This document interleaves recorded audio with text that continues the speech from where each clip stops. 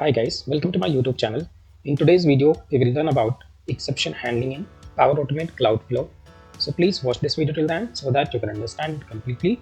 And if you have not subscribed my YouTube channel yet, please subscribe it. So let's get started. So here you can see that we have created a cloud flow which is named as exception handling. After this, what I will do is I will create a compose action. So I will use compose, and here I will write an expression. So I will use, let's say, do function, and then I will specify divide by 0, right? So here I'm dividing 1 by 0. Now I will add an action to send an email when there is an error. So I will use send an email action.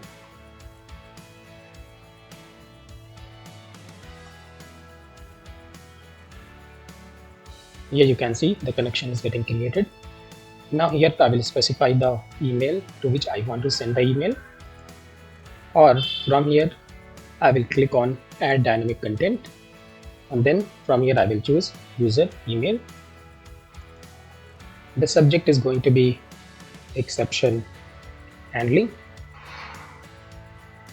and then here I will say, hi,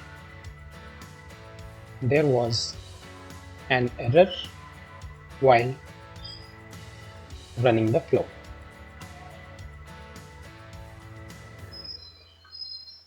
Now I will click on this three dot, go to configure run after,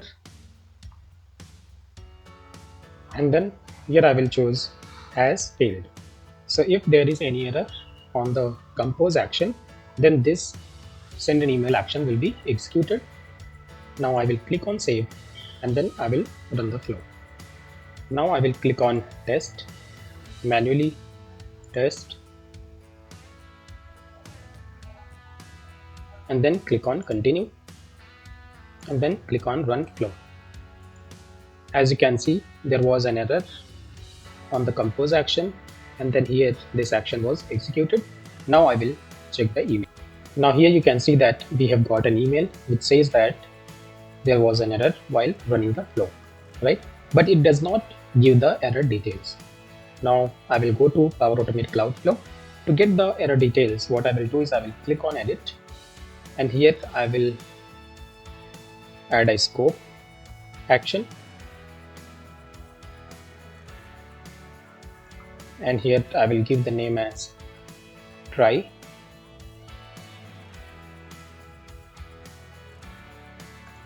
and then I will drag this and place it inside the try block.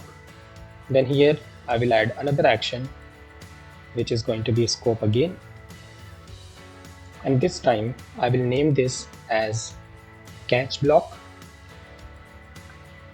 and here I will drag this send an email action inside the catch. Click on this three dot and then go to configure run after, and here choose has failed or it has timed out, then click on done. Right now here what I will do is I will click on add an action. After this I will search for filter array,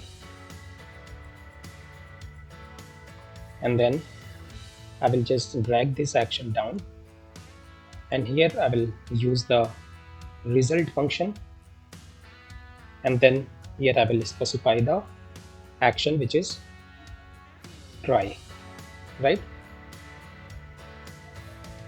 Now what it will do is it will give the result whatever exception was thrown inside this scope. Now here what I will do is I will use item and then question mark. Here I will specify the status, click on OK, and in the value I will specify failed. Right now that we have to specify the timed out also, so I will click on edit in advanced mode, and I will just copy it, and then I will go to notepad. Here I will paste the formula, and then here I will come and use the or function, and then I will just copy this entire thing, put a comma, paste it again, and here I will specify timed out, and then here I will close the bracket. I will just copy it and then I will replace with this new formula. Okay. Now here what I will do is I will click on add an action, and then here I will search for create an HTML table, and here I will choose the output of filter array, show advanced options. Here I will choose custom, and here in the header I will specify the action. Now here I will click on value, then go to expression. Here I will use item question mark, then here I will specify the property which is name. Click on OK. After this I will specify status in the header. Here I will choose as item question mark, in the square bracket I will specify in the single quotes status. Click on OK, and then the last one is going to be message. I will click on this value, go to expression, and here I will specify item error question mark message.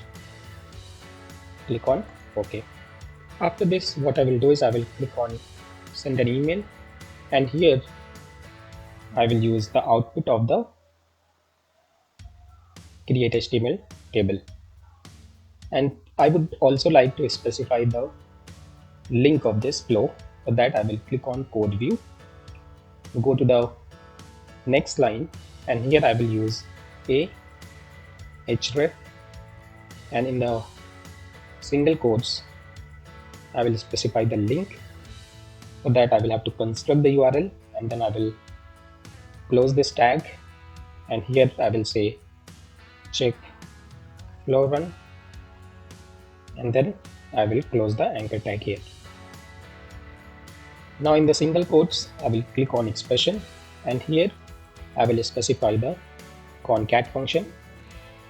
In the bracket I will specify single quotes, and inside that I will write https make.powerautomate.com/environments/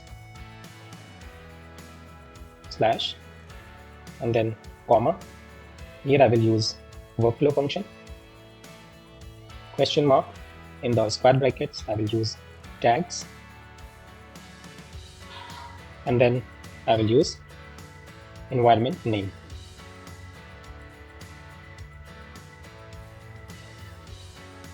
And here I will specify the comma. Again I will use single quotes, then I will say /flows/ and then again put a comma, and then I will use workflow function again, question mark. In the square bracket I will use name property,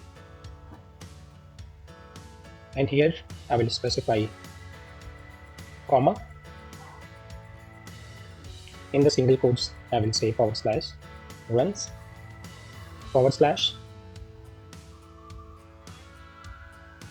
and then I'll put a comma, and here I will again use workflow question mark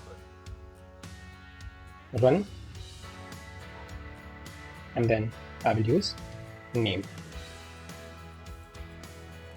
right? And now I will click on OK, right? And now I will click on save, and then I will run the flow.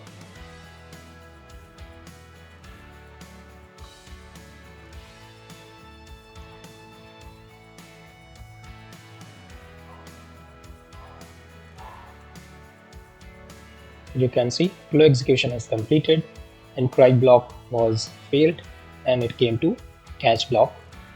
Now I will check the email. Now here you can see that we have got the table which has action, then it says the status, right?